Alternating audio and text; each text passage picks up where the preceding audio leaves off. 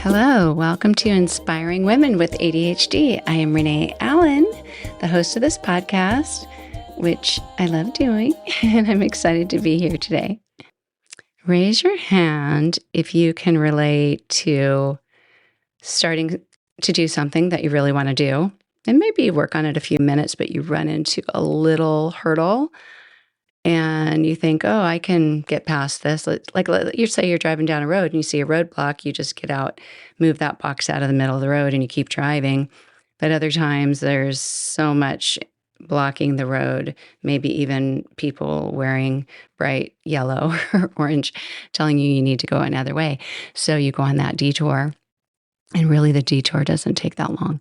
But when you have ADHD, sometimes that detour can really get you off course. Like maybe you decide to go somewhere else instead. So that's kind of what happened this morning. I plan to have this podcast ready to put out by like 8 o'clock in the morning, and it's now noon because my computer gave me a message that I couldn't keep going because I didn't have enough space on my computer. I almost had a full disk or something like that. Anyway, 4 hours later, I've learned a lot about cleaning up a space on my computer. And it's not like I don't work on it a little bit every once in a while, but this time I just wanted to make major improvements. It's going down that rabbit hole of I don't want to just open this drawer and straighten it up. I want to clean this drawer and that drawer and every drawer in the kitchen.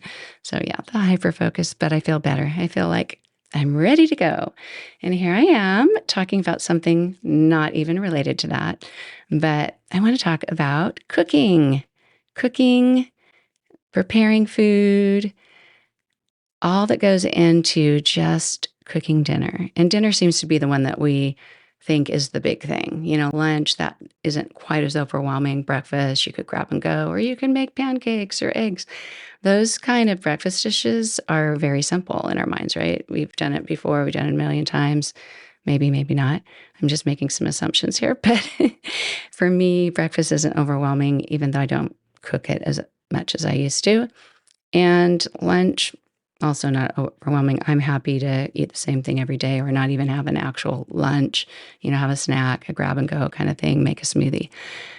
But dinner, there seems to be this pressure in the world that we need to have dinner, and dinner needs to have hot food or something that looks like what you'd get at a restaurant, even though it may not, be like that.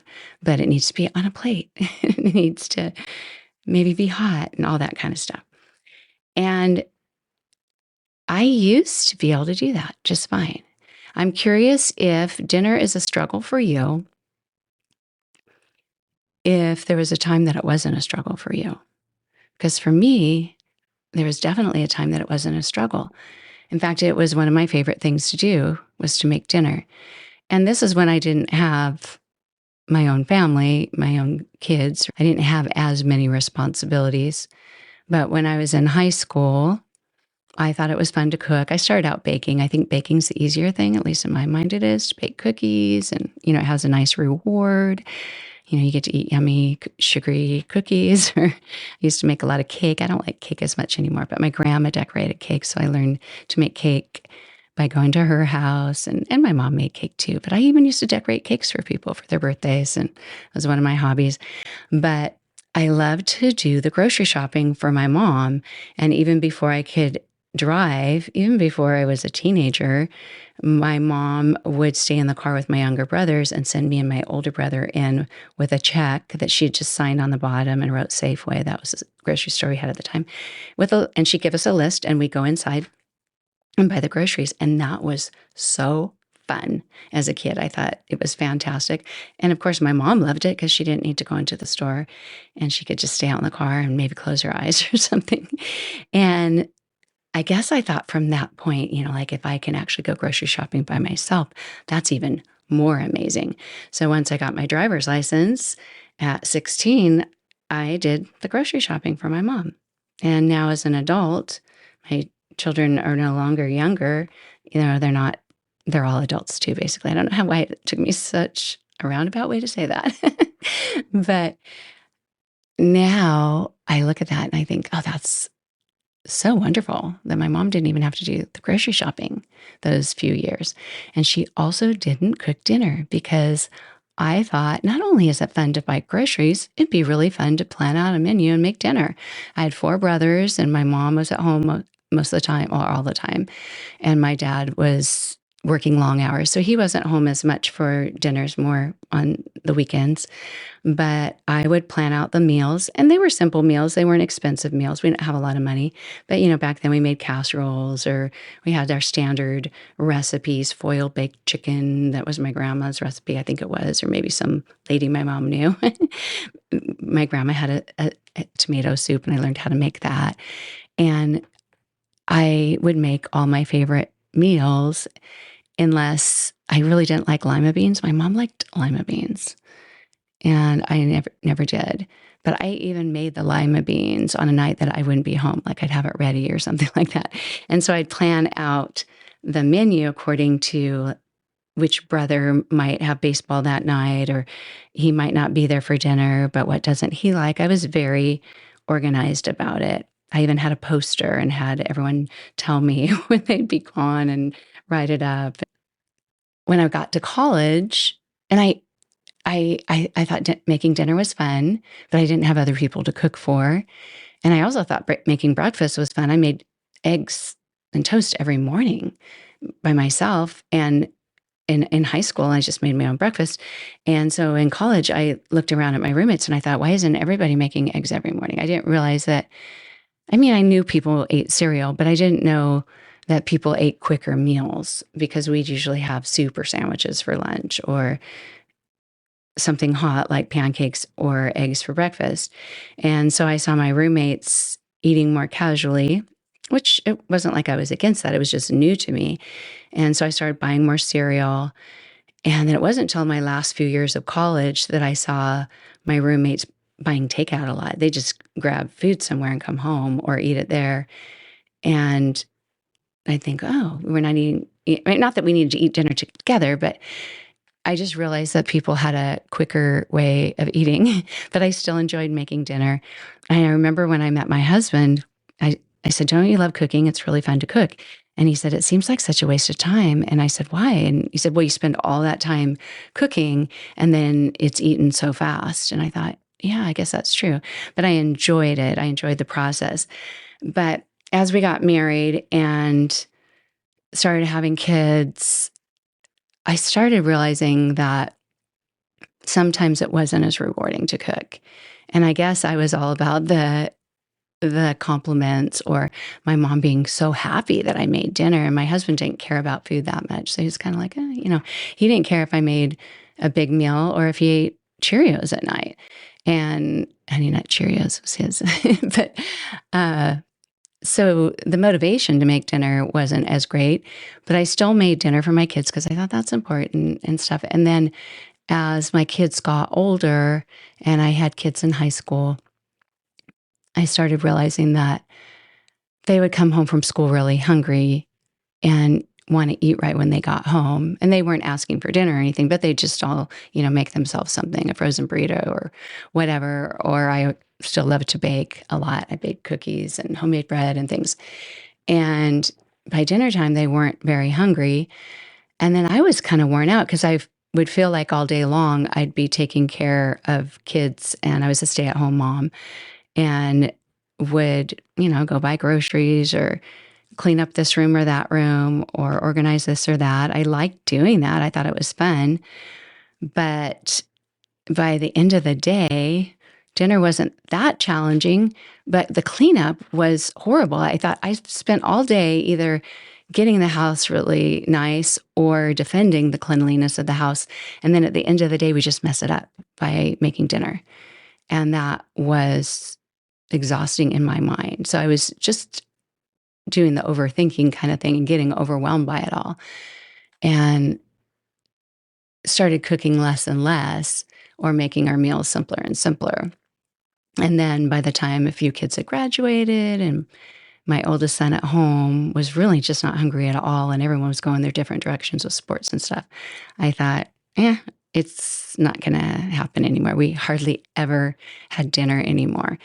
And we started doing what my friend called fending, which she said in their house, if her husband says, "Are we fending tonight?" She'll be like, "Yeah, let's do that. Let's fend." We're all fending for ourselves. We all just go in and figure out what we're going to eat.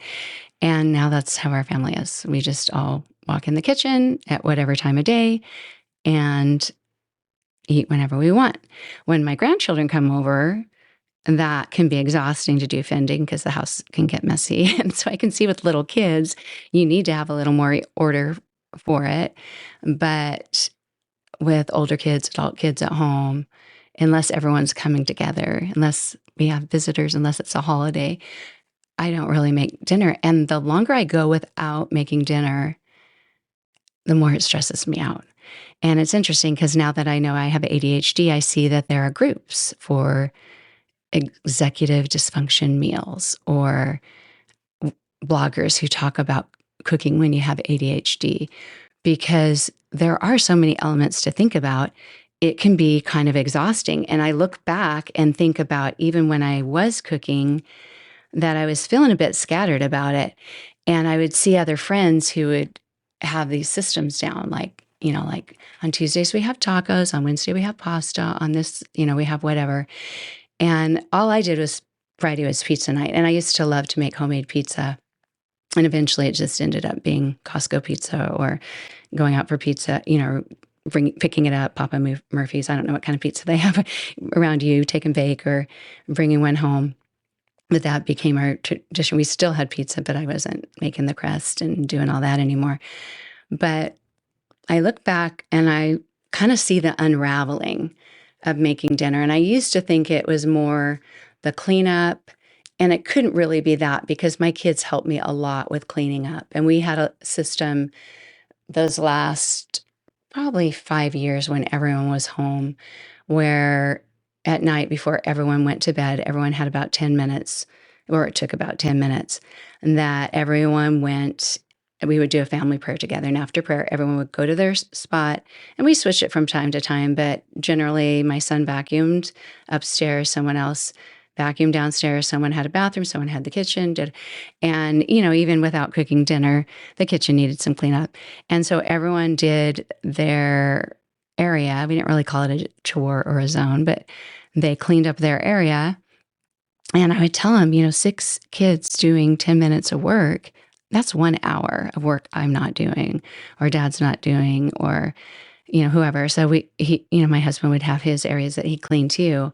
But we did have a system in place, so it couldn't have been completely the mess, although that was part of it.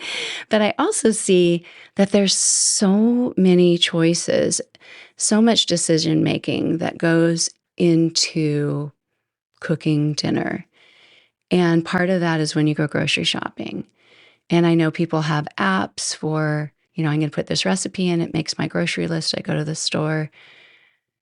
I've never tried that. And for some reason, I've never wanted to try that. It sounds like it's really wonderful for someone else, but I just thought, no, that just sounds too hard. I had a friend who would drop her kids off for school each day, and she knew in the morning what she was going to make for dinner. And she knew what ingredients she had at home, and she would stop by the store every day. She would stop by the grocery store and pick up whatever ingredients she didn't have, which is a great idea. But if you have any sense of overwhelm of, oh gosh, I'm going to have to walk from the car and go in the store and walk around and go through the checkout, if you start measuring those things out in your mind of, oh, that sounds a bit exhausting, then you're not going to want to do it. And I kind of would get into a pattern of when I did feel like making dinner, or we were going to have somebody over for dinner, because we did have people over for dinner a lot. I'm very social. And when I grew up, our family had people over for dinner all the time. And it wasn't just because we lived in a town with all my grandmas and grandpas and stuff. It was friends. We would go to church and we would invite another family over all the time after dinner. And I think, oh, this is great. Let's go home and cook, And so with our kids, we did the same thing. I was in that same pattern of, you want to come over for dinner this Sunday? Or even people we just meet for the first time. Oh, you just moved here. You want to come over for dinner? I'm not sure what we have, but I'll figure it out. And I would come home and figure it out. And it would usually be really simple. And what I found was my little trick was you can disguise any pasta or, whatever it is that's not super fantastic. Maybe it's frozen and you just boiled it, or cooked the lasagna, from the freezer or whatever. Is that if you can make homemade bread, that always is enough of a good thing for people, or a distraction from anything else. You don't have to have the main dish be the star of the show when you can make homemade bread. And I had a French bread recipe that I could make with a really quick rise, and everything was really good. It was yeast bread, but homemade bread could distract everyone and make you think that you did a good job cooking, even if you didn't. But anyway, I found that as I got older and started contemplating, should I have people over? I don't know. What's the day going to be like? Will my kids even be home? Will they have plans? Now that I have adult children, do I want it to be just me and my husband? What if I don't feel like heating the house up with the oven? All those little things that go through your mind when your mind is just jumping around. And and going to the grocery store and having an idea, yeah, I'll get this. And it's almost like, well, it's not almost like you overbuy because you have all these ideas, and then you get home and you either don't feel like cooking it that day, or you realize you didn't have this ingredient when you thought you did. And so you try to make it without it, or you try to skip a step. And for me, it just doesn't always work out. And so it becomes really stressful. And if you're in that camp, I hear you. I understand you. If you're not, if you think, no, Renee, I've got you. I'm one of the ones who has ADHD and still loves making dinner. And maybe it's because you've done it for so long, it's not stressful for you. Or maybe you have success with it, that you can just do it without thinking about it. But even if that's the case, for a lot of us with ADHD, because, I mentioned I've made bread for years. This past year, with this whole wheat bread that I have made hundreds of times, I've accidentally made it without salt.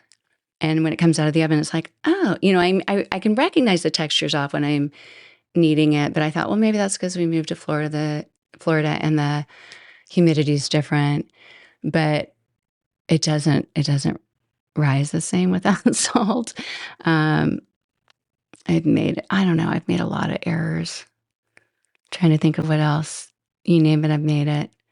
So many recipes I've made lately that I leave something out, and it's usually because I get distracted in the middle of it. And I don't know if you can tell, I can feel it in my body. It's like my body's getting drained. My energy's gone from here to as I talk about it, because I'm feeling what happens when I'm doing it. It's very frustrating. It can be very exhausting and frustrating to cook and not have it work out. When it works out, you feel more confident in it, and you just kind of go through the motions. There's not as much stress. But when you have other people coming, or somebody who may be more critical about what you make, then there is more stress there, and that can interfere with how we function. And I'm not even saying you all have to be a cook. If you don't want to cook today, tomorrow, or ever, and have another way to eat, that's fabulous. I have never done one of the Blue Apron, any of those kind of things that send your meal to you and all you have to do is put things together. That would be nice, probably. I don't know. But I seem to go off of past experiences. Like, I'm not very good at cooking beef, so I stopped doing that years ago. I can do a roast in a crock pot. I don't do it very often. I don't eat meat that much. But the other kinds of meat red meats, I've kind of given up on because I had such little luck with it as an adult. And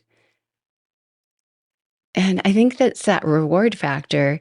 In Atomic Habits, James Clear talks about how to create a habit, to create something that we do with less effort that we want to be able to do, that if there's a pleasurable reward, there's some kind of reward or pleasure that comes with it, then that encourages us to do it, because we think, oh, if I fill up this cup with ice cold water, and I love drinking ice cold water, then that's an instant reward.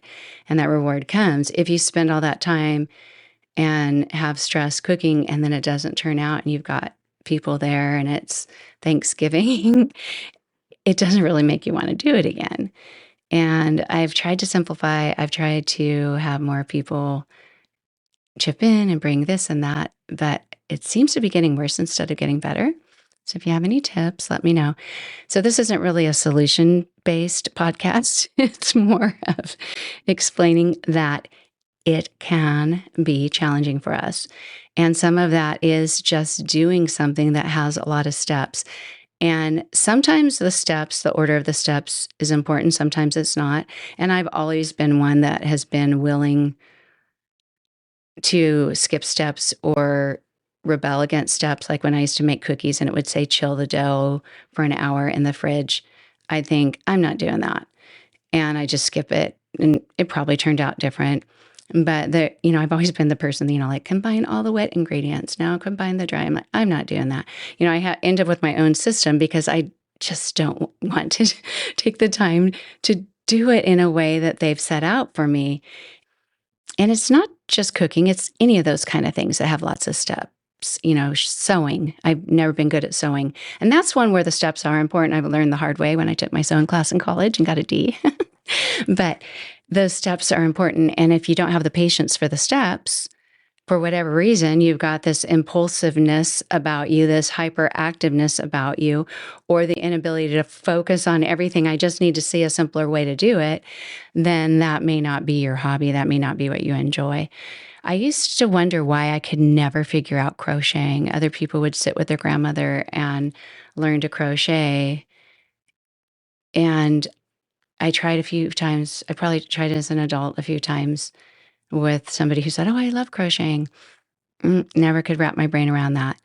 But any of these things that we do, there's a reason for that. There's a process that our brain has to go through to be able to figure out how to do things. And when you have ADHD, it can be harder for you to cook or to prepare food or to make the decisions in the grocery store or to remember what to get when you're at the store. Have you ever gone in the store for one thing? I'm just going to go in because I need some vanilla because I'm making cookies. But while I'm in here, this is buy one, get one free and blah, blah, blah, blah. And you do all those things and you either get to the register or you get home and you don't have your vanilla. Usually for me, it's the register, but I have gotten home before. And then I'm the person that, is it okay if I stay here and, while they're ringing it up, or if I'm ringing it up and there's the person right there, is it all right if I run and get the vanilla? Or should I go through the line and go back through?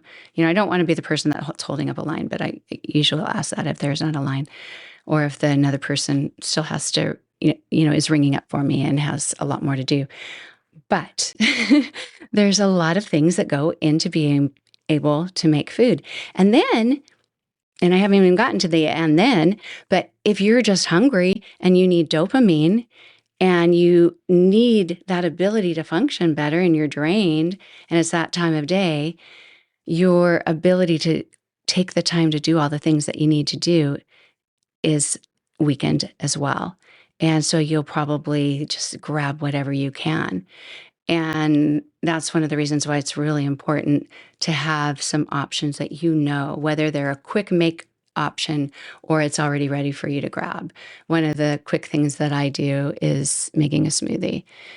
And I know, even though I might feel like having chocolate ice cream instead, I know if I just walk in the pantry, get the chocolate protein powder, get the vanilla almond milk, or not vanilla almond milk, it's unflavored or whatever. I do have vanilla sometimes too. I don't know why I had to tell you that, but it just came out. But the almond milk and the ice and blend it together.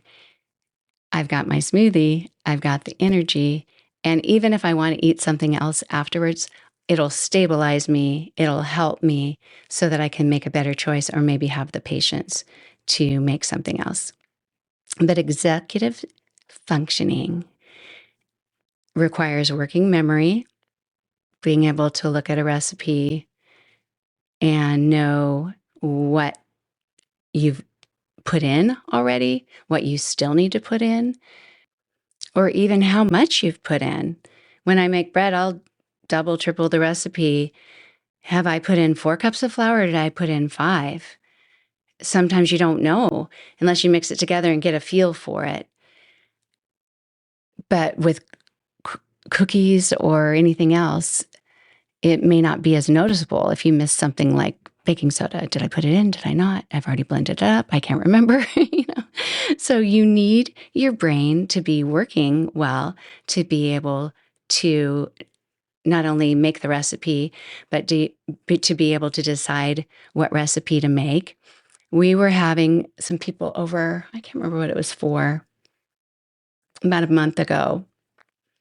And it must have been an occasion. Oh, it was Father's Day. It was just our family, but it was Father's Day.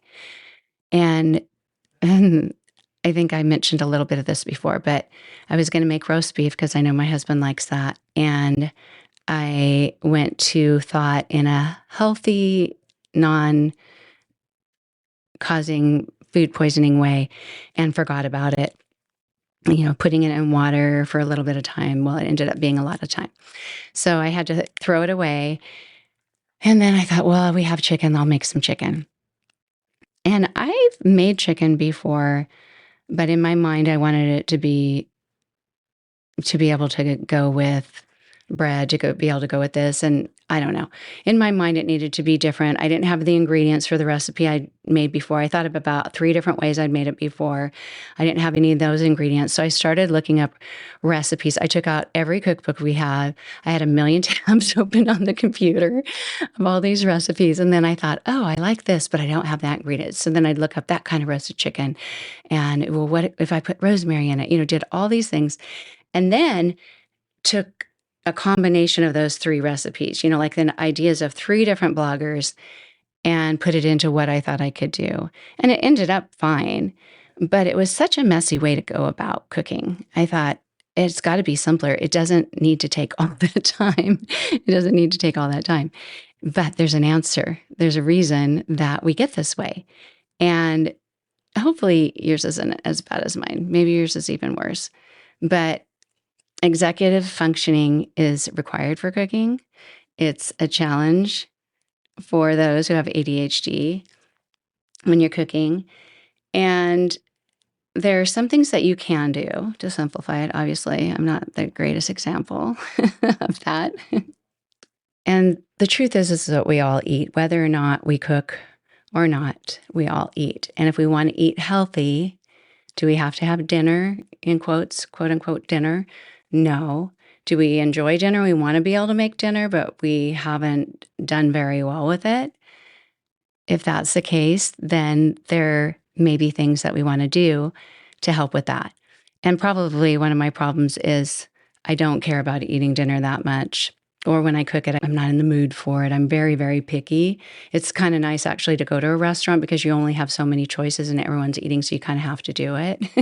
It doesn't mean I always enjoy what I order, but it does make it easier for me. Some reason it puts my brain at ease that I don't have a multitude of choices or any guilt that I bought kale 3 weeks ago and it went bad because I forgot about it and didn't use it.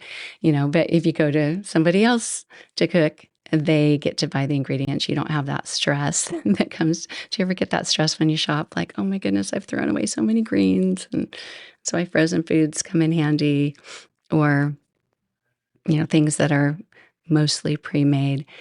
But back to just rethinking cooking. You don't always have to cook to have a meal at dinner time. I'm sure you know some of these, but these can help. So having a smoothie, a sandwich, cereal, popcorn. I eat popcorn a lot at night. And yeah, it doesn't have any protein, but I probably got my protein in my smoothie earlier. But whatever, no judging of each other, right? For whatever we're choosing to eat.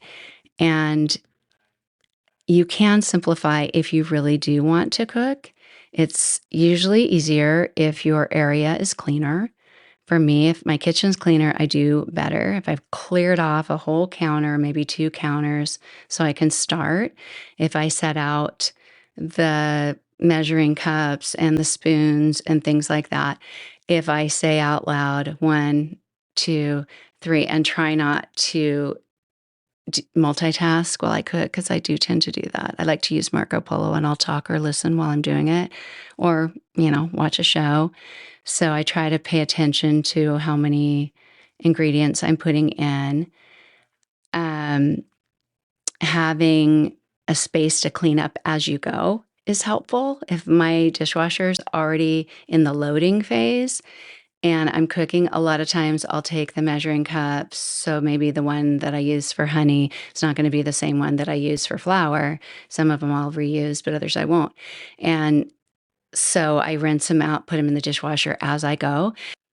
And that's really nice, because then if you have that feeling of, I can't do this because I don't want things to get messy, if you clean as you go, then you don't have that concern. And actually, looking back to when I was in high school, I never had to clean the kitchen because my mom was so happy I was cooking. She said, "Don't worry about the dishes. I'm so happy you're cooking. Like, I'll clean. You don't feel like you have to clean as you go." Because I guess I kind of had that habit then too. And if you put things away as you use them, then that helps you see what you've just used. I've just used the vanilla and I'm going to put it back in the cupboard. And you have less cleanup later, but you also can keep track of what you're doing. Setting timers is helpful. This is one of the things I rebel against too, and I'm trying to be better about it. But I've always been the kind of baker that's like, I'm just going to look at the cookies and see. I'm already in the kitchen. I'll just look and see. I don't want buzzers going off all the time. And, my kids say, "How many more minutes?" I don't know. Let's just check on it. But it is important to set timers if you really want your cooking to turn out well. And having little Post-it notes to kind of remind you if there's steps that you do have to take. Because sometimes you make a sauce or something. I actually, have done a little bit of cooking. I made some Cuban beans for a potluck. I tried a new recipe. And I had to cook the vegetables and everything, because now that we're in Florida, we're around Cuban cuisine, which is all new to me. In California, we had Mexican and it was amazing. I miss really good Mexican food. But I made Cuban beans, and there was, like, you got to do this and then you have this step. So sometimes having a little note for what comes next, if you don't want, I have your computer open all the time. I like using recipes online, but sometimes I don't like having the screen. I'd rather look at a piece of paper. So if that's you, you can print out your paper, and maybe that's easier than having to have the screen get lost on your phone or something like that. Or if somebody calls, it gets distracting. And then also notice what you do like cooking. If there's something that you enjoy, do that more often. Like I said, I like smoothies. And as I was thinking about this, I thought I used to make soups more too. And those are kind of nice because for those of us who like to organize or clean and have a simple process, if you think of a smoothie as gathering your liquid, so you choose your liquid, your almond milk or your water or whatever it is, your milk. You choose your liquid, you choose your protein if you want to do a protein powder, you choose your fruits, you choose your vegetables or whatever. And a lot of that has to do with just what's available, what's in the freezer, what's in the fridge. And so I've gotten it down to a little system, because the frozen fruit, sometimes they're too hard. So I'll kind of put them out on a plate, walk away. And sometimes my husband will tell me later, all your fruit's out here, or I'll put them in the microwave, thaw them a little bit. But you kind of have that system, and what goes with a flow, and especially when you don't have to think of how much you put in, you just kind of eyeball it. That's nice. And soups can be like that for vegetables. That can be a clean out the fridge kind of thing, or look what frozen vegetables I have in the fridge, or do I have any beans or pasta or whatever. And that's kind of a nice way, at least for me, to cook, is to not think about it as much and just kind of eyeball it, and then take a little taste later or something and just see how you're doing. Play with it. If you haven't made very many vegetable soups, I used to be more vegan, I guess. I wouldn't say I was 100%, but I did go without meat for a couple of years, but I still had honey or things like that. But I learned that if you use that hand blender in your soup with vegetables, you can make it a thicker soup without milk, because I was also non-dairy for a long time and would probably be better off if I was now. But that can make soup thicker and still have a lot of flavor, or disguise the vegetables from your children. I did that. See, I could cook, huh? I could cook. Oh my gosh. And don't feel bad about yourself if you don't cook or never want to cook again, or you're a failure at cooking. I just said the failure word, and that makes us feel bad, doesn't it? But I mean, we can't all be the best at everything. We know that. We can't all be good at everything. And I'm learning that what you were once really good at, you could later just slide down and not be so good at it. But I really have to go because I put this right up close to when I teach a private yoga session in 13 minutes. So I need to finish this up. But thank you. Thank you so much for being here today, for listening to me commiserate. I would love to hear if you have any struggles or what your struggles are with food. I'm sure if I evaluated it more, I'd come up with 7 or 8 or 10 more things. But it is interesting to think about why what the brain can or cannot do, or doesn't quite do well enough, why that gets in the way of cooking. Is cooking's a part of people's lives, and it's a part that a lot of people super love, or that brings people together. Gwyneth Paltrow always talks about that. Not that I follow her, but I used to see things about her years ago about how she loved to cook with her dad, and how that's just such a memory building thing, and time in the kitchen. And I thought, oh yeah.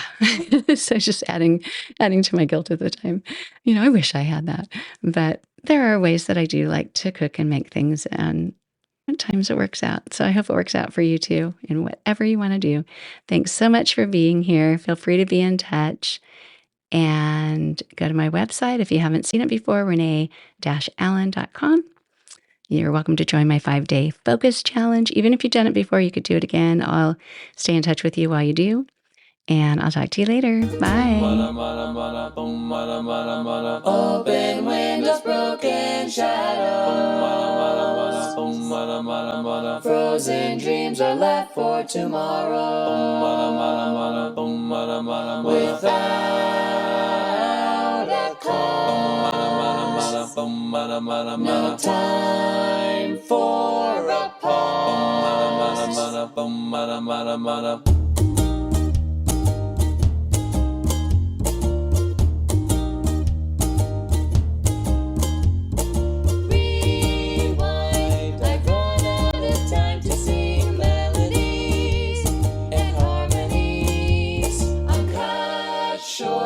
The silence of sound has yet been found, but not by me.